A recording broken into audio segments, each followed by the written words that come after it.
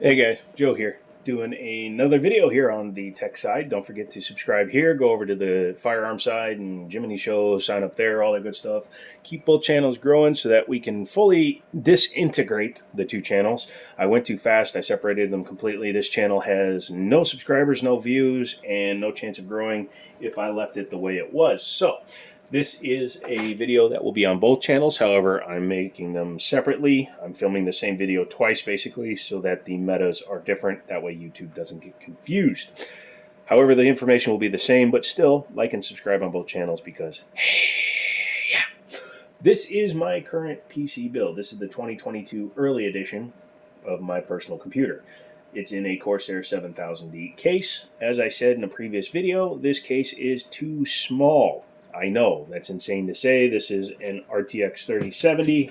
For a size comparison, that is blood on my finger, ignore that. But as you can see, this case is absolutely massive.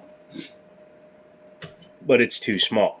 It does not allow for a clean dual loop setup, unless I wanted to do something funky, and I don't want to. In fact, I wanted to change it up even until I get my new case eventually. I'm not in a hurry for it because the system works good, but I do want to build a full dual loop system, but I don't have the final graphics card, so I'm not worrying about it. As it sits, I have obviously a remote pump top, and the res is the wall mounted one. Well, I wanted to do a secondary tube res for the secondary pump and run the graphics off of just one, but there's not enough room in this case, so I'm holding out for an N2719. Also, I can't put all my drives in the bottom because obviously that's there. I know, I could run up here, put the res up here, but then it would interfere potentially with graphics cards, and I don't want to do that. So as it sits right now, this is the way it's going to be. Let me talk you through the specs because a couple of months ago, it had a 10700K on a Z590 motherboard, which was perfectly good and serviceable and great for gaming. However, I decided I wanted to step up my game a little bit. I wanted the best ultimate test bench possible. Don't know why. Little bunny foo. Anyway, so I went back to AMD. Currently, in my opinion, on the market, AMD has the best dollar to performance CPUs as well as the best compatibility of CPUs and motherboards. This is a B550 motherboard. B550 has been out for a while. B550 will run pretty much anything from a 2 series up to the current top of the line 5 series. A 12900K requires a 1700 socket. It is available in DDR4 and DDR5, but it's its own socket for its own generation of CPU. 10th and 11th use 1200, and then when you go back to the 9 series, it goes backwards. And basically, Intel likes to create new boards for almost every generation of CPU. Understandable, they're creating new things, blah, blah, blah, but it increases the price, and it also increases the headache for upgrading. If you had like a 3600X, you could keep using it in a 5 series motherboard. You can't get that kind of compatibility out of the Intel side. And to be clear, I love Intel. I only ran Intel HEDTs. I ran X99s, X79s, all that good stuff.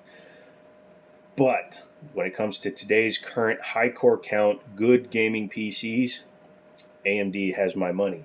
In fact, that's an AMD 9 5950X. And because I was willing to wait and buy one used, I was able to get one for $425. And I have the original box. It's the same serial number. I have the box for the motherboard. The guy I bought this from used it, took it out, needed money. And I know it's a sad thing when somebody has to sell something they want to keep in order to get some money. I've done it. I've been there. I live there. I'm not going to say no to a great opportunity. So I have $600 into this motherboard and CPU combo. That's how much, if you're lucky, you can find that CPU for. I believe it sells for like $650 to $700 right now. I sold the other system for $650. So I have less into a 16-core, 32-thread CPU than I did into an 8-core, 16-thread, 2-generation-old CPU. So I'm very happy. That also will make sure that this CPU can max out any graphics card that I put on it. Up to a 3090, I think a 3090 can still run into some limitations, but I don't believe that's the CPU's fault. I still believe that the 3090 is the bottleneck in a system with the 5950X, as insane as that sounds. So, DDR4, Dominator Platinum, 3200 megahertz RAM, 999915, I believe is what my timings are set at. Might be a little bit higher. It's first generation Dom Plat, so that's why there's no LEDs or anything. I'm looking for 2 more sticks so that I can have 64 gigs. It's 32 gigs right now.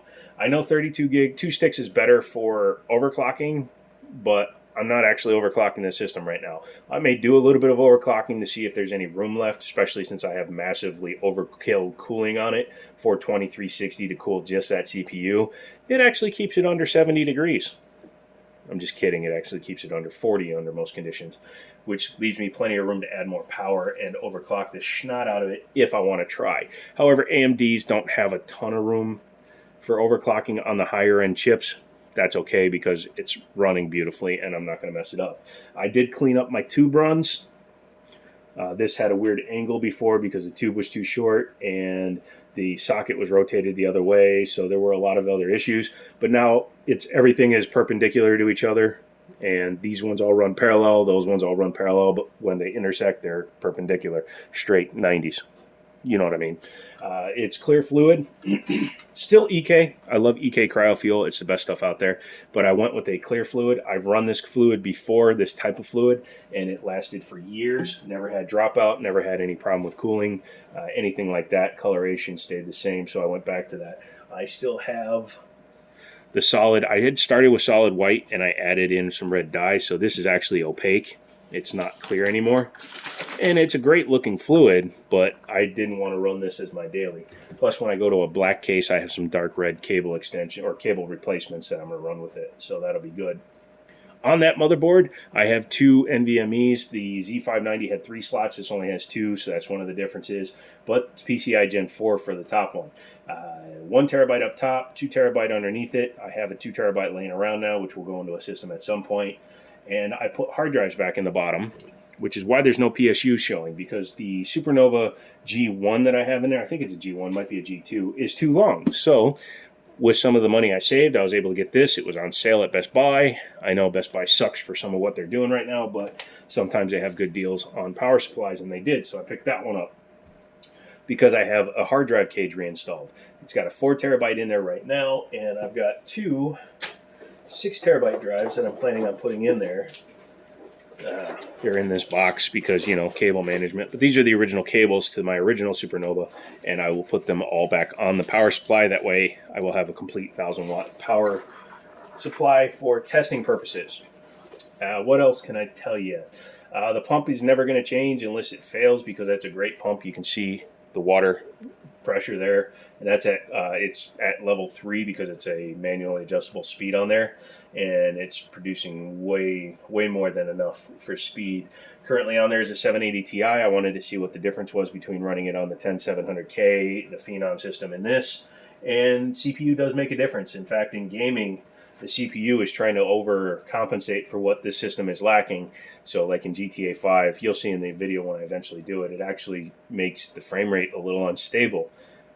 Could also be the interface, could be a couple of other things. I'm investigating that, but it was a little weird when that happened. Of course, I was also using WeMod, so that might have been screwing it up. But this whole system is set up, it's ready to go, and until I find a good deal for a 719. That's the other thing. I passed on an offer that somebody had sent me for $125 plus $50 shipping, so I would have had $175 into it.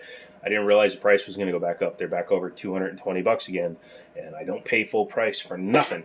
If you have a 719 or an SMA8 that you want to sell me, get in contact with me, because I need a full-size case so that I can do some fun builds. Other than that, I'm out of here. Thanks for watching this one. Come back and subscribe to the other channel. Keep coming back here. We'll see stuff. My ring doesn't fit anymore because I lost a couple of pounds. I'm out of here. Come back for another one. Thanks.